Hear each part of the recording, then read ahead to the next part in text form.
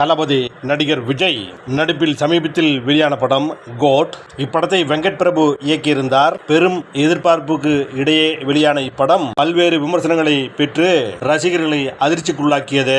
இது விஜய்க்கு ஏற்ற படமாக இல்லாமல் அவரை விமர்சனத்துக்குள்ளாக்கும் படமாக அமைந்துவிட்டது என்பதுதான் உண்மை. ஒரு பக்கம் இப்படம் பெரிய வெற்றி பெற்றுவிட்டது. ஒரே நாளில் 100 கோடிக்கும் அதிகமாக வசூல் ஆகிவிட்டது என்று கோட் படத்தின் தயாரிப்பு நிறுவனம் அறிவித்த நிலையில் அந்த அறிவிப்பு உண்மை அல்ல என்று இணையதளங்களில் பல்வேறு விமர்சனங்கள் வெளியாகி ட்ரெண்டாகி கொண்டிருக்கிறது. முன்னதாக விஜய் தான் அரசியலுக்கு வருவது பற்றி அறிவித்திருந்தார். அதன்படி இப்படத்தில் நடிக்கும் போதே தமிழக வெற்றி கழகம் என்று தனது கட்சியின் பெயரை அறிவித்ததுடன் தனது கட்சிக்கு கொடியையும் அறிவித்து பரபரப்பு ஏற்படுத்தினார். அத்துடன் செப்டம்பர் மாதத்தில் தமிழக வெற்றி கழகத்தின் முதல் அரசியல் மாநாடு விக்கிரவாண்டியில் நடக்கும் என்றும் கூறப்பட்டது. அதற்கான அனுமதியும் கேட்டு தமிழக வெற்றி கழகத்தின் பொதுச் செயலாளர் புஷி ஆனந்த் போலீஸ் உயர் அதிகாரியிடம் மனு அளித்திருந்தார்.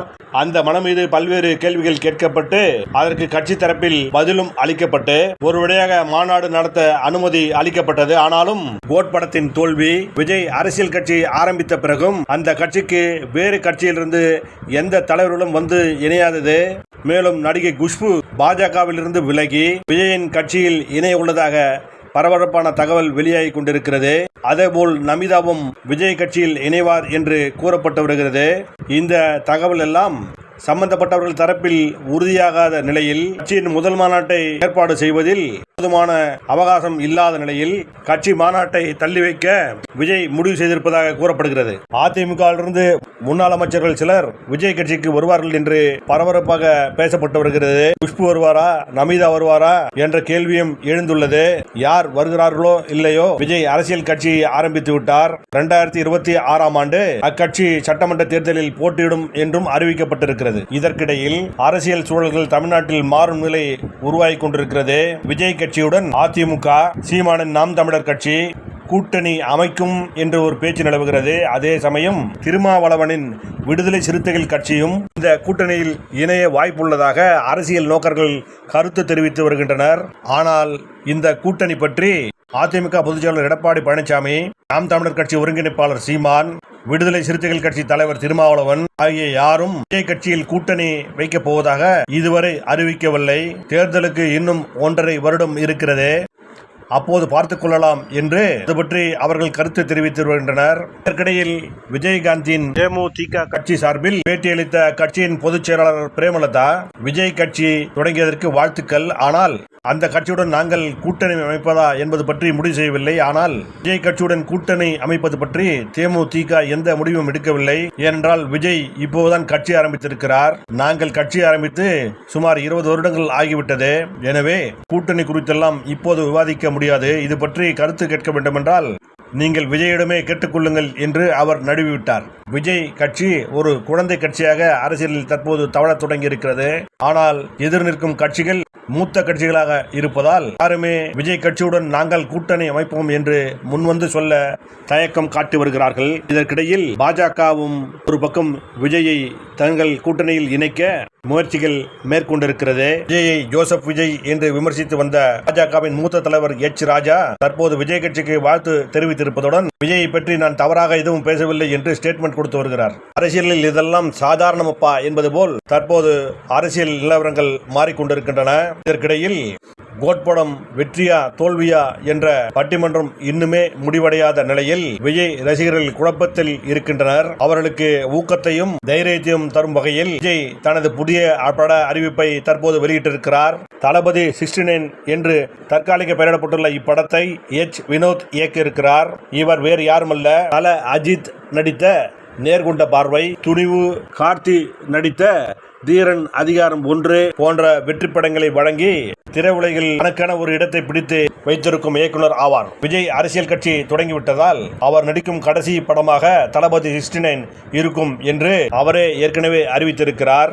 எனவே விஜயின் தளபதி 69 படம் ஒரு அரசியல் படமாகவே இருக்கும் என்று எதிர்பார்க்கப்படுகிறது. தளபதி 69 படத்தின் ஃபர்ஸ்ட் லுக் வெளியிடப்பட்ட நிலையில் அதில் தீபத்தில் இருபக்கம் சிவப்பு, நடுவில் மஞ்சள் எரிவது போல் விஜயின் கட்சி கொடியை தெரியும்படி செய்திருக்கிறார்கள். எனவே இது அரசியல் படமாகத்தான் இருக்கும் என்ற கணிப்பு உறுதியாக இருக்கிறது. மேலும் போஸ்டரில் ஜனநாயகத்தின் தீபம் ஏற்றுபவன் என்ற வாசகமும் அச்சிடப்பட்டு விஜய் கையில் தீபம் வைத்திருப்பது போன்று இந்த புகைப்படம் அமைக்கப்பட்டுள்ளது. எச். வினோத் சட்ட நுணுக்கமான படங்களை இயக்குவதில் வல்லவர் என்பது தெரிந்த விஷயம்தான். அதற்கு உதாரணம் தான் அவர் 2014ஆம் ஆண்டு இயக்கிய சதுரங்க வேட்டை படம். அதன் பிறகு 2017ஆம் ஆண்டு கார்த்தி நடித்த தீரன் அதிகாரம் 1 படத்தை இயக்கினார். 2 படங்களுமே சட்ட நுணுக்கங்களை கொண்டு உருவாக்கப்பட்ட படம் என்பதோடு அதற்கடுத்து அவரது இயக்கத்தில் உருவான நேர்கொண்ட பார்வை படம் இந்தியிலிருந்து ரீமேக் செய்யப்பட்டாலும் அதுவும் சட்டத்தின் அடிப்படையில் உருவாக்கப்பட்ட வழக்காடுமன்ற கதையாகவே அமைக்கப்பட்டிருந்தது. அதன் பிறகு தல அஜித் நடித்த வலிமை படத்தை இயக்கிய வினோத் தொடர்ந்து துணிவு படத்தையும் இயக்கியளித்தார். இந்த படங்கள் எல்லாம் அடுத்தடுத்து வெற்றி படங்களாகவே வினோத்துக்கு அமைந்தது என்பது குறிப்பிடத்தக்கது.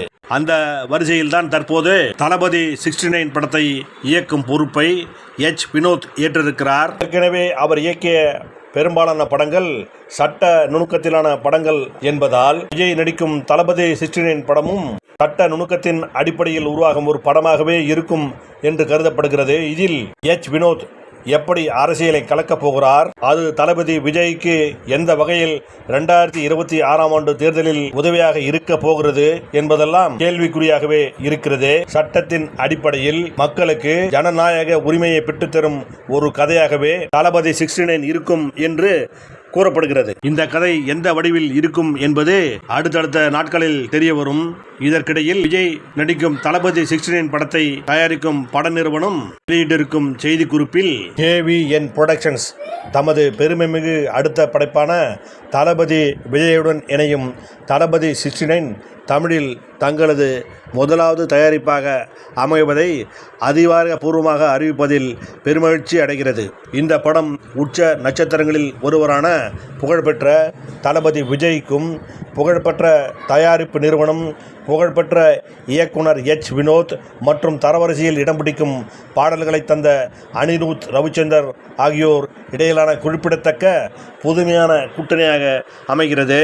தனது அற்புதமான நடிப்புக்கும் பெரும் ரசிகர் பட்டாளத்துக்கும் பெயர்பட்ட தளபதி விஜய் தளபதி 69இல் இதற்கு முன்பு பார்த்திராத தோற்றத்தில் தோன்றவுள்ளார்.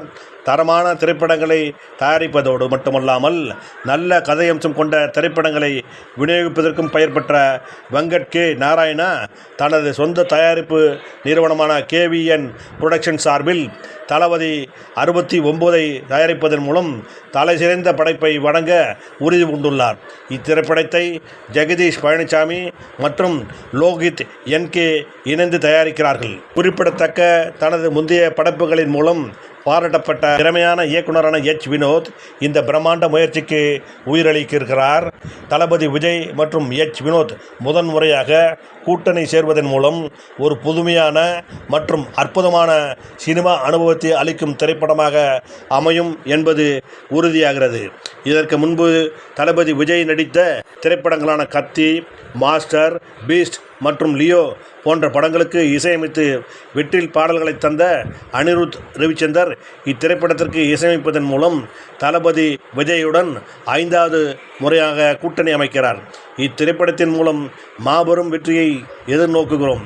இத்திரைப்படத்தின் படப்பிடிப்பு இந்த அக்டோபரில் தொடங்கி அடுத்த ஆண்டு அக்டோபர் 2025இல் படம் வெளியாக உள்ளது. மற்ற நடிகர்கள் மற்றும் தொழில்நுட்ப குழுவினர்கள் பற்றிய அறிவிப்பு கூடிய விரைவில் அதிகாரப்பூர்வமாக வெளியிடப்படும்.